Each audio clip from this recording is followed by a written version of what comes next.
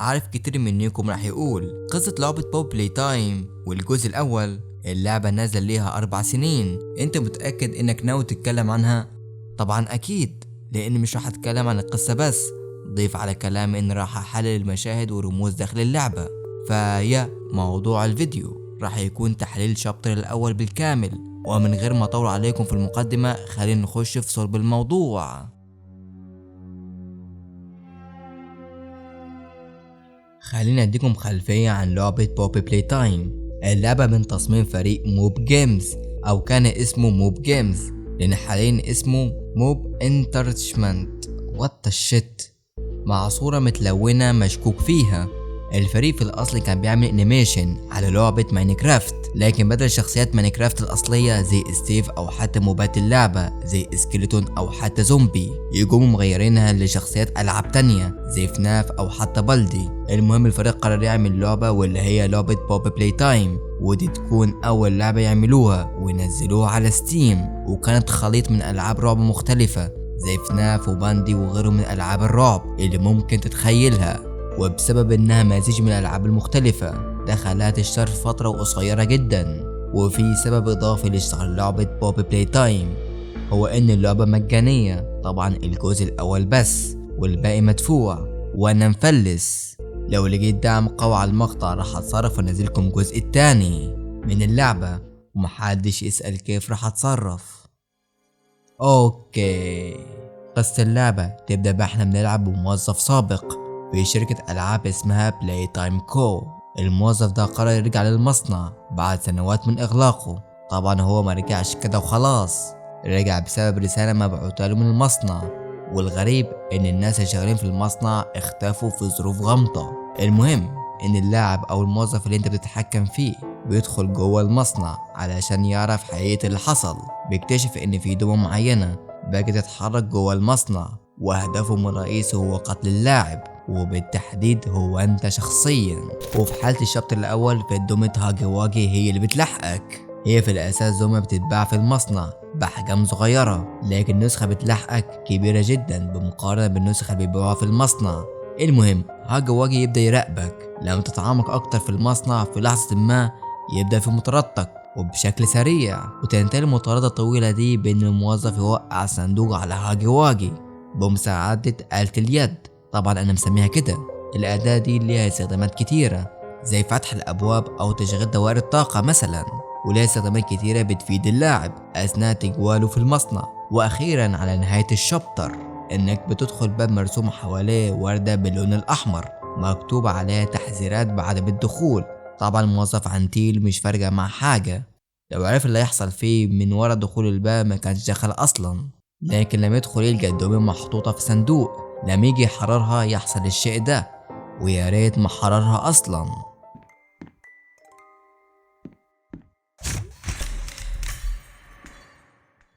You opened my case. عارف اسئله كتير بتدور في بالك، هو ايه سر مصنع بلاي تايم؟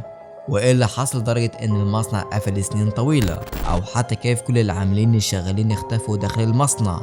لكن السؤال الاهم هو ايه سر الدمى المتوحشه الموجوده داخل المصنع بلاي تايم كو؟ او كيف تحولوا اصلا؟ كل ده رح نجاوب عليه في الحلقه او في الشابتر ده. طالما اتكلمت عن خلفيه اللعبه بشكل كافي، ممكن نخش في تحليل وشرح القصه بالتفصيل.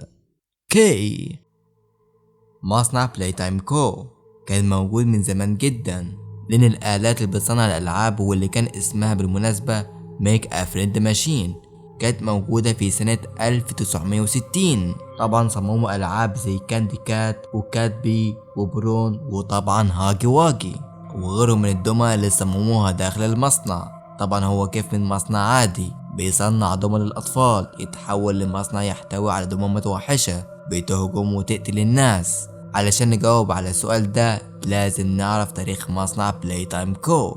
في بداية اللعبة نلقى ان الموظف اللي احنا بنلعب بيه استلم رسالة ومكتوب فيها ان العاملين اختفوا داخل المصنع وما زالوا موجودين داخل المصنع. وكانت مهمة اللاعب انه يلقى وردة لونها احمر، وهي نفس الوردة المرسومة حوالين الباب واللي جواها دمية.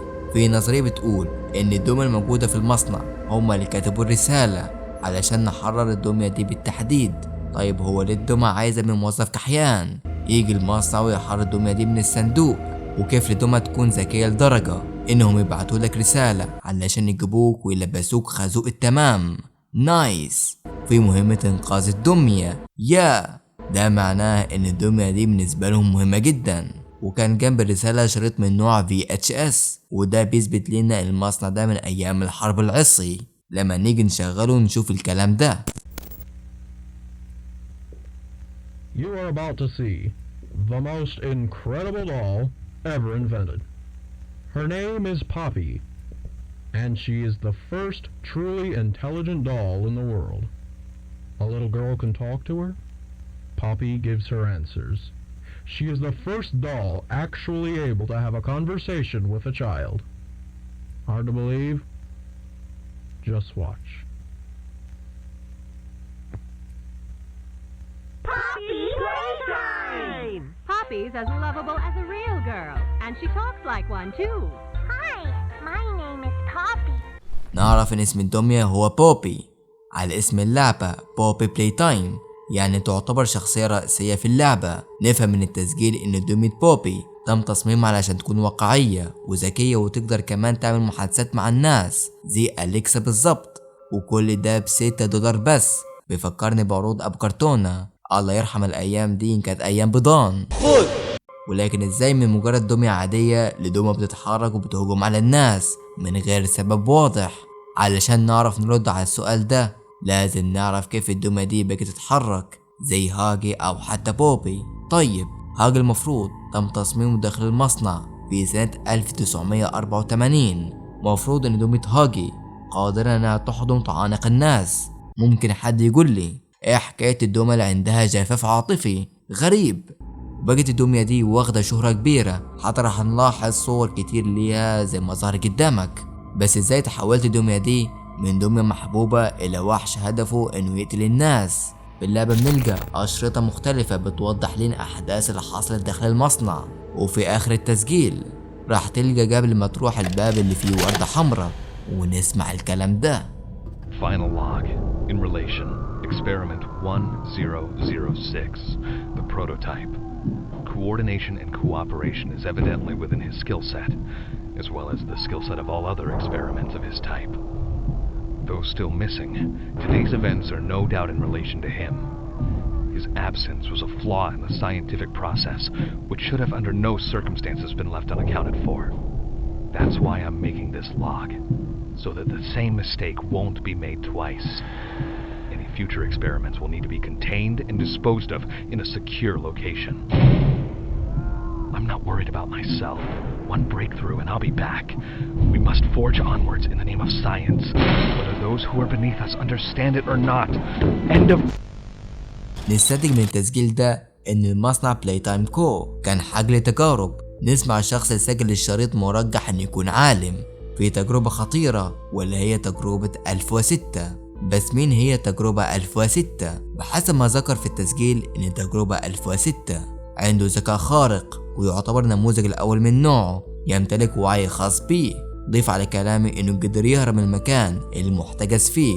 في نظرية بتقول ان هاجي واجي هو تجربة 1006، بدليل لما هاجي يمسك اللاعب احيانا بتطلع رسالة للتجربة 1006. أليس هو رائعا؟ والمقصود بالكلام ده هو هاجي، فده يعني انه هو التجربة الخطيرة. بالرغم النظرية دي مشهورة، لما نزلت اللعبة فهي نظرية غلط تماما، وده لسبب ان هاجي محدود الذكاء. صحيح لم تتقدم في اللعبة يقوم يراقبك ويعمل لك حركات مش مظبوطة يغريك، فده مش دليل انه عنده ذكاء خارق. ده اشبه بحيوان متوحش يراقب الفريسة. انا شايفك منه ما تسمح له الفرصة انه يهجم راح يهجم.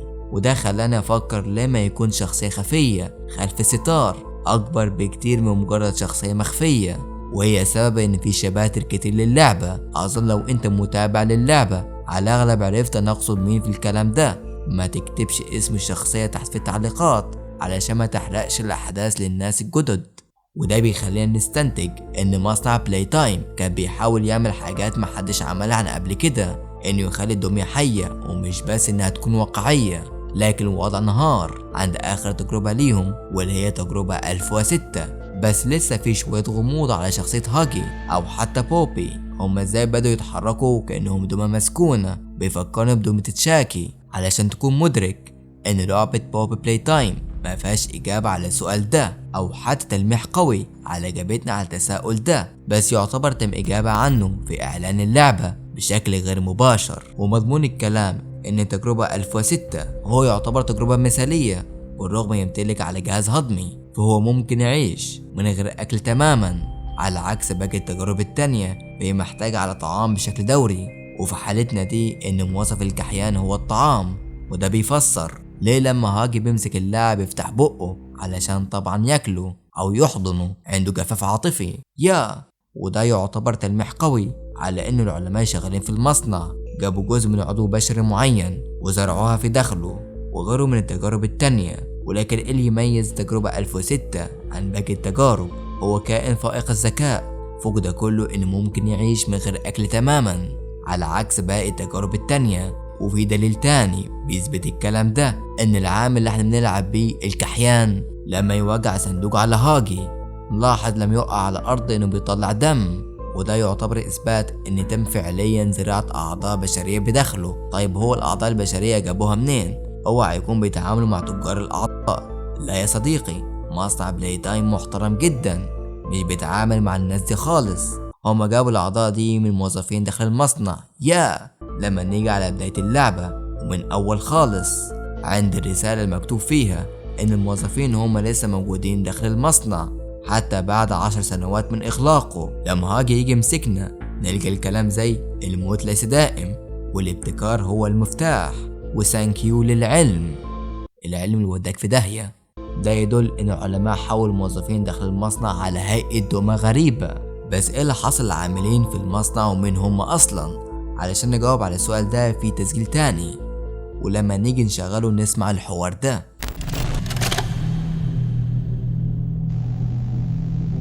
So, Stella, what made you want to work at the Playtime Co. factory? Playing with toys when I was young was so magical. I could go straight from my bedroom floor to anywhere in the world. It was such a great feeling. And being able to work at a toy factory, somewhere that can provide kids with that same experience, that's a pretty great feeling too. Sometimes though, I really wish I could go back. To being a kid, I mean. And it's weird, because adults are just kids, but older. I don't think anyone ever really feels like an adult, but your body just gets older and older, and then you die. Poof! Human bodies just can't stay young forever. There's things though, like some trees that can stay alive even while being way older than the person. I mean, the oldest people to ever live are still younger than those. So I guess everyone is always young relative to something, right? All right, I think we're getting... نفهم من الكلام ده إن في واحدة مجنونة اسمها سيلا جرابر عايزة تعيش للأبد وتكون زي الأطفال تجري بالفرحة ليهم، بس شكلها ما اتفرجتش على دمية مسكونة زي دمية شاكي، ما هي برضه تجري بالفرحة والسرور برضه. نايس. واحدة مغفلة زي دي مناسبة جدا للتجربة زي دي. وكده العلماء اللي شغالين في المصنع ضربوا عصفورين بحجر واحد. لو فشلت التجربة أهو كلب وراح أو كلبة وراحت، مش فارقة يعني. هي بتلمح إنها عايزة تعيش للأبد وتفرح الناس أو تخوف الناس، مهياش فارقة برضو، ما هو كله شغال. فأكيد لو اتعرض عليها إنها تكون دمية فهي راح توافق، فهي مغفلة في النهاية. في احتمال كبير إن سيلا جرابر هي بوبي، إن العلماء اللي في المصنع أخدوا جزء من أعضائها وحطوها في دمية بوبي. حتى في فيديو نزل من مطورين اللعبة عن طريقة اعتناء ببوبي، نلقى في الفيديو إن بوبي عندها أعضاء بشرية، في الغالب إنها أعضاء بشرية ظاهرة قدامكم تعود للسيلا جرابر، ولكن مميز فعلا في دمية بوبي إنها يعتبر تاني دمية بقى ليها وعي خاص بيها. وضيف على كلامي إنها مش محتاجة للطعام، يعني الدمية اللي انت حررتها مش هتعضك يعني زي هاجي واصحابه، هي راح تلبسك الطريحة التمام في الأجزاء الجاية. في شيء كمان يخص بوبي، إنك لما تخلص اللعبة تطلع لك شاشة النهاية. هنلاحظ إن مؤدية الصوت بوبي هي برضو مؤدية صوت ستيلا، وده يعتبر تلميح قوي ان السلة هي بوبي. ده طبعا بالنسبة للبوبي. نرجع لهاجي. مين الشخص اللي وراه دومي المتوحشة دي؟ علشان تكون مدرك ان مصنع بلاي تايم انه بيقدم دعم للايتام، بيرسلوا لهم هدايا علشان يبينوا الناس هما شركة اخلاقية طبعا، وهما بيغلفوا العاب بكميات كبيرة ويتم ارسالها ليهم. لكن في العاب كتيرة يعتبر ما سلمتش حتى بعد اغلاق المصنع. اظن كان في ضغط على العاملين داخل المصنع، واللي يثبت الكلام ده هو تسجيل راح تسمعوه دلوقتي. Rich, where are they keeping the Huggy boxes? I don't know. I couldn't tell you. Remember when maintenance left did a sweep of this place? No. Exactly. Nobody in this stupid company knows what they're doing. Oh, I swear I haven't seen a single box in its place since they started flooding the storehouse with orphanage junk. Right. I get it. It's a nice program and all, on brand, but it's just hard to be happy about it when manufacturing's on our necks about it because we can't find stupid Huggy boxes. Rich. You're right. You're right. It's for the orphans. I just wish there were less boxes. Anything less would be more habitable. Is that even a word? Habitable. زي ما سمعتوا في التسجيل ان في واحد اسمه ريتش إيفري بيتعصب بسبب كتر الصناديق، وبالاخص الصناديق المتعلقة بهاجي، فيقوم يغلط في الشركة. وعلشان شركة ديمقراطية بتحترم آراء موظفينها، اخدوا ريتش وحولوه لهاجي. طبعا حولوه بكامل ارادته الشخصية علشان يكون اول تجربة شبه ناجحة بغل براس جاموسة، وبدأ يقتل في الموظفين والعاملين الشغالين في المصنع. طيب حد يقول لي هو ازاي الشركة شكت ان ريتش شخص مش مظبوط؟ بصراحة انا مش عارف. ممكن صاحبه الموجود في التسجيل هو اللي بلغ عنه. دي اخرة الصحاب اللي شغالين في بوبي بلاي تايم. تخيل اللي احنا كنا بنتكلم عنه فهو مجرد احتمال ان السلة هي بوبي وريتش هو هاجي. فما فيش حاجة بتأكد الكلام اللي احنا قلناه، لان احنا لسه موجودين في الشابتر الاول، فالموضوع مبهم شوية. نيجي على اهم سؤال في الفيديو، هو ليه الدمى الموجودة في المصنع عاوزين من موظفنا الكحيان انه يحرر بوبي؟ فاكيد ان الدمية مش معدية نص متر، فيها شيء مميز مختلف عن باقي الدمى الموجودة في المصنع، لان دمية بوبي تعتبر تجربة ناجحة من نقل وعي بشري لوعي دمية، واللي هي بوبي وباقي الدمى المشهورة والأقدم. فالدمى الباقية والتجارب الفاشلة، فاعتبر بوبي قدوة لباقي الدمى الموجودة داخل المصنع. ممكن الكلام ده كلكم عارفينه، بس اللي متعرفوش ان كل ده مخطط ليه. وحتى اسم دمى بوبي لما نترجمها بالعربي راح يكون معناها دمية الخشخاش، او معنى صح زهرة الخشخاش، واللي بترمز الأحلام أو حتى البعث. ممكن ترجمة في مطلق تاني بعث الوعي. راح نعتبر ان الكلام ده دليل اضافي على نقل وعي السلة لدمية بوبي. اما على هاجي فعليه تساؤلات كتيرة ممكن نلقى ليها اجابات في الشابترات الجاية، بس في تساؤل بسأل عنه، هو ليه في تجربة اصلا 1006؟ هل في تجارب قبله او حتى لأ؟ وكم تجربة العلماء عملوها على الدمى علشان تكون نهاية المصنع مصيره انه يتقفل؟ وايه اللي يحصل لموظفنا الكحيان في الشابترات الجاية؟ استنوا لتحليل الشابتر التاني في أسرع وقت ممكن. طبعا قبل ما تقفل المقطع في فيديو نزلته عن شرح محتوى القناة، أظن لازم تشاهده علشان تعرف طبيعة المحتوى ماشي ازاي. شوفوا قول رأيك. سلام.